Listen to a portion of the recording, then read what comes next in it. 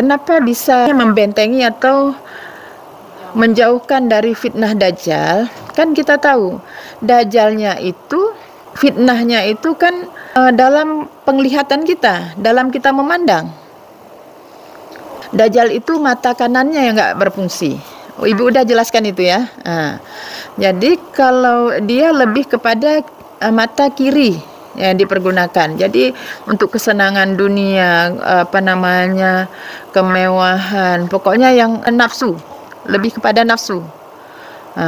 Tapi yang untuk mengingat Allah, untuk mengenal kepada Allah itu enggak.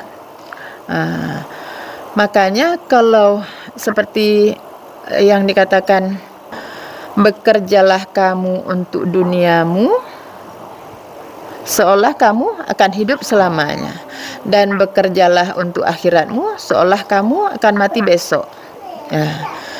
Jadi artinya karena kita mau mati besok, maka bersegeralah dalam mencari jalan untuk sampai kepada Allah.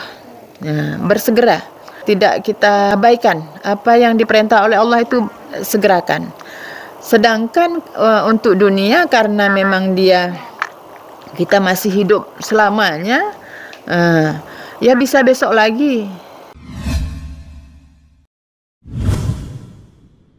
Jadi ini yang pertama, mengapa jawaban tadi, mengapa 10 ayat pertama dan 10 akhir dari Al-Kahfi bisa menjauhkan dari fitnah Dajjal.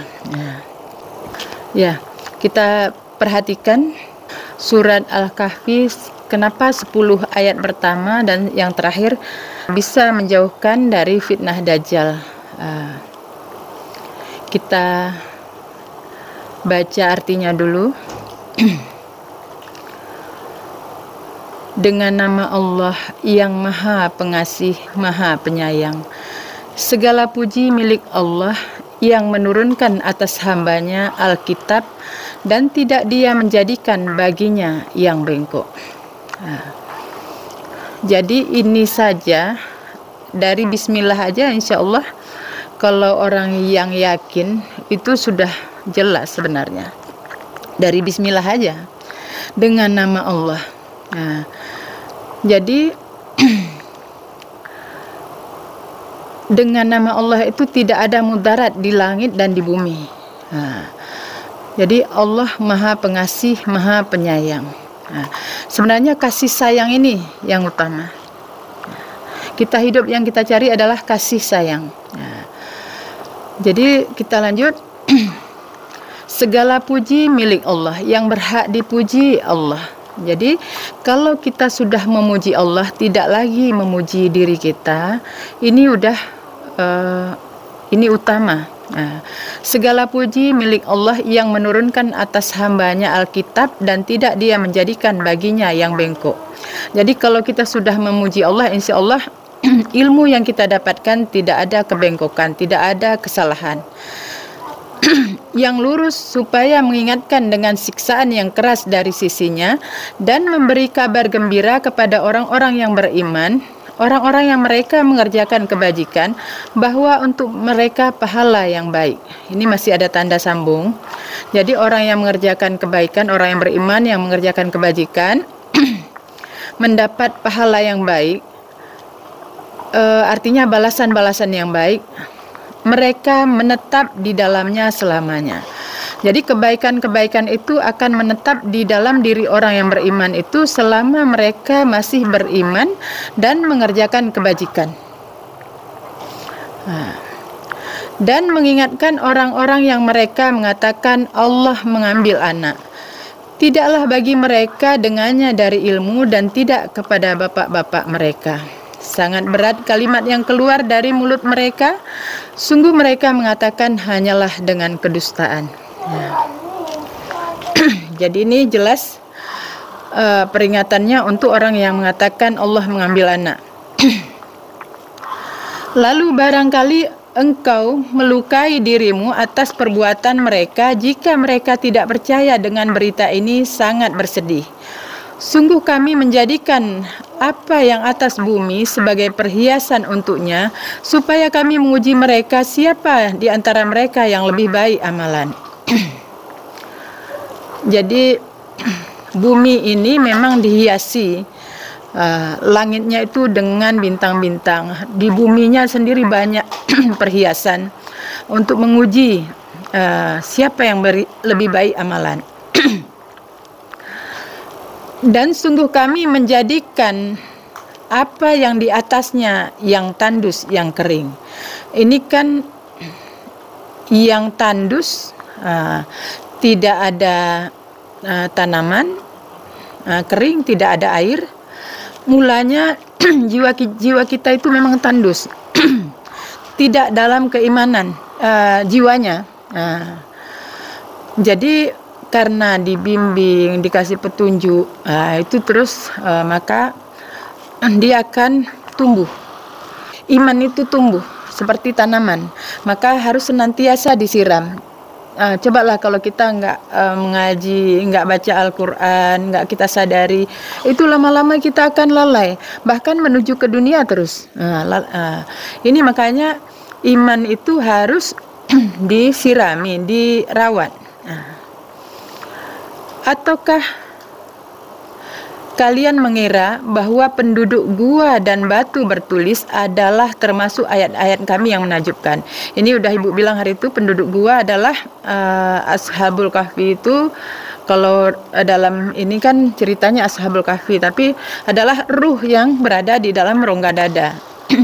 Sedangkan batu bertulis adalah itu kolbunya, yang tertulis bermacam-macam apa yang ada dalam diri kita. Ketika para pemuda berlindung pada gua, lalu mereka mengatakan, Robbi kami, berikan kami dari sisimu rahmat, dan sediakan untuk kami dari perkara kami petunjuk. Itu setiap ruh yang masuk dalam rongga dada itu semuanya meminta seperti itu.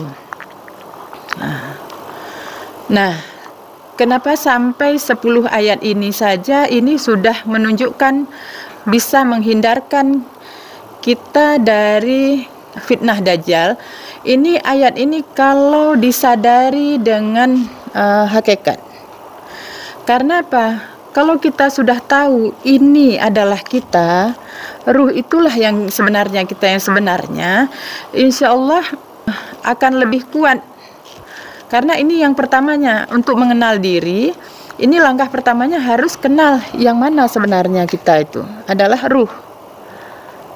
Jadi kalau surah Al-Kahfi ini bahasanya memang bahasa untuk mengenal diri. Dan ini kalau dijelaskan panjang-panjang, tapi ini kan kita yang singkatnya.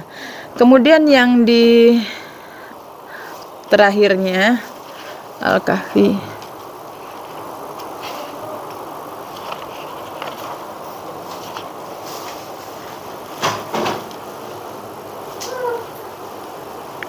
Nih. Iya. Ini apakah orang-orang ingkar mengira bahwa mereka dapat menjadikan hambaku dari selainku sebagai pelindung? Sungguh kami sediakan jahanam untuk orang-orang ingkar sebagai balasan. Jadi orang ingkar ingin menjadikan hamba sebagai pelindung. Misalnya kadang-kadang orang yang berbuat dosa, pergi sama si Fulan itu, si Fulan itu punya orang yang dekat sama Allah, enggak bisa. Ya ini jadi tidak ada bisa membela seorang dengan seorang lain pun kecuali yang sama-sama menuju kepada Allah. Jadi kita nggak akan bisa bantu orang yang zolim, orang yang ingkar. Kita cuma bisa bantu orang-orang yang sama-sama beriman. Ya. Katakan, apakah aku beritahu kalian dengan yang terhadap orang-orang yang merugi amalan? Adalah orang-orang yang sesat usaha mereka di dalam kehidupan dunia. Sedang mereka mengira bahwa mereka sebaik-baik melakukan perbuatan. Nah, ini paham ya. Jadi ada orang-orang yang mengira mereka itu sudah paling baik. Itu adalah orang-orang yang merugi amalan. Mereka itu orang-orang yang ingkar terhadap ayat-ayat Rabbi mereka dan kepada pertemuan kepadanya, maka hapus amal mereka, maka tidak kami tegakkan untuk mereka pada hari kiamat timbangan. Jadi ini makanya kita harus mengenal diri supaya kita nggak menyangka kita itu yang punya sesuatu, kita itu yang lebih. Demikian itu balasan mereka jahanam dengan apa yang mereka ingkar, dan mereka menjadikan ayat-ayatku dan Rasulku sebagai ejekan. Sungguh orang-orang yang beriman dan mengerjakan kebajikan adalah bagi mereka jannah firdaus sebagai balasan. Mereka kekal di dalamnya, mereka ingin pindah atasnya. Katakan sekiranya adalah lautan sebagai tinta untuk kalimat-kalimat Rabbi, niscaya habis lautan sebelum bahwa habis kalimat-kalimat Rabbi, dan sekiranya kami mendatangkan dengan yang semisalnya sebagai tambahan. Jadi kalau misalnya lautan itu jadi tinta untuk menulis kalimat-kalimat Allah, itu habis semua air lautan sebelum habis kalimat Allah, walaupun ditambahkan dengan yang sebanyak itu lagi. Katakan, sungguh hanyalah aku seorang manusia seperti kalian. Diwahyukan kepadaku bahwa hanyalah sembahan kalian sembahan yang satu. Maka barang siapa yang adalah mengharapkan pertemuan kepada Rabbinya, maka hendaklah berbuat amal soleh dan tidak menyekutukan terhadap ibadahnya kepada Rabbinya terhadap seorang pun. Jadi kalau yang tadi di awal itu lebih kepada untuk orang beriman.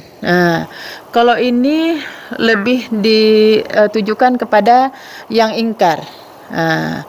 Jadi artinya yang tujuannya siapa yang beriman, dia akan menang.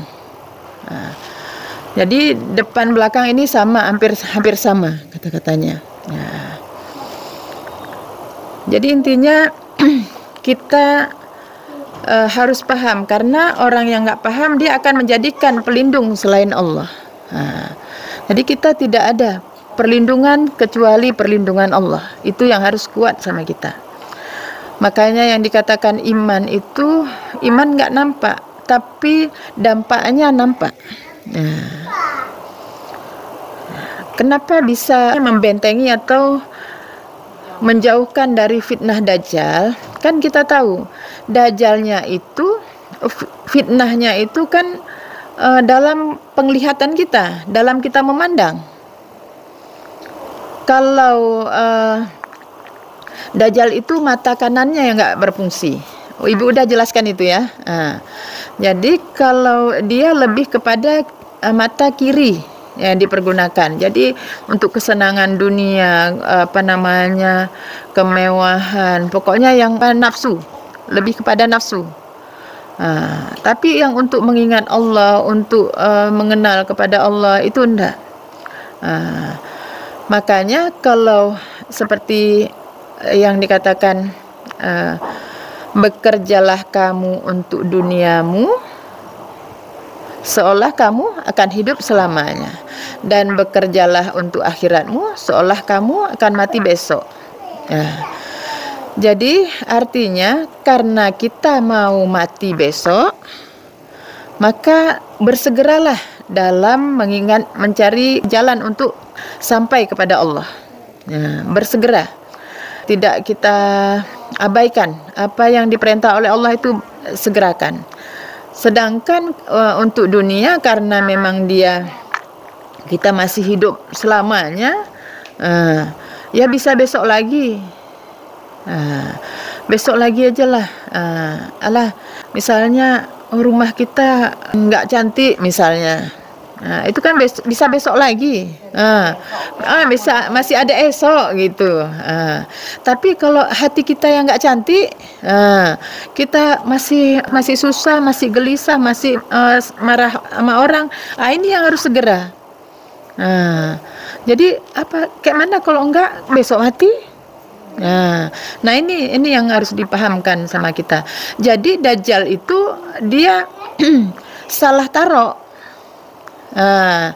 Salah taruh artinya dia seolah hidup selamanya. Jadi masalah kehidupan terus yang dipikirkan tanpa mengingat bahwa besok akan mati. Ini paham ya? Alhamdulillah. Bisa belum? Bisa paham belum? Jadi ini kan kita baca masih sekilas. Kalau kita baca satu kita jelaskan panjang.